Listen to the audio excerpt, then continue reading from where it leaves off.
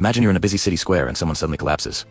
You'd think your first instinct is to help, right? Well, surprisingly, that's not always the case. This is due to something called the bystander effect. It's a social psychology thing that shows people are less likely to help when others are around. It doesn't mean we're heartless. It's just how our brains work in social situations, and sometimes they just don't work right.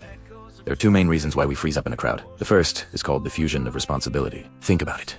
If you're the only person who sees an accident, 100% of the responsibility to act falls on you. But if you're in a crowd of 50 people, you might subconsciously feel only 2% responsible. You assume someone else, maybe someone more qualified like a doctor or an off-duty nurse, will step in. The responsibility gets spread so thin that nobody feels compelled to act. The second reason is pluralistic ignorance. As social creatures, we constantly look to others for cues on how to behave. If you see someone lying on the ground, but you notice everyone else is just walking by, looking unconcerned, your brain might conclude that it must not be a real emergency. The problem is, everyone else is doing the exact same thing, looking at you and everyone else for a sign. This creates a vicious cycle of collective inaction, where everyone is waiting for someone else to make the first move. So, how do we break this tricky cycle? If you ever need help in a crowd, don't just yell, "Help."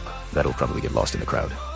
Instead, pick someone out, make eye contact, point at TM, and give a clear command. Like, "Hey, you in the blue shirt, call 911 now." Be doing this. You pull that person out of the bystander mindset. You've just put the responsibility on them, turning them from a passive onlooker into an active helper. It shifts their thinking from someone should do something to "I need to do something." The bystander effect reminds you that while there's strength in numbers, there can also be a lot of silence. Knowing how to break that silence could save a life, maybe even yours.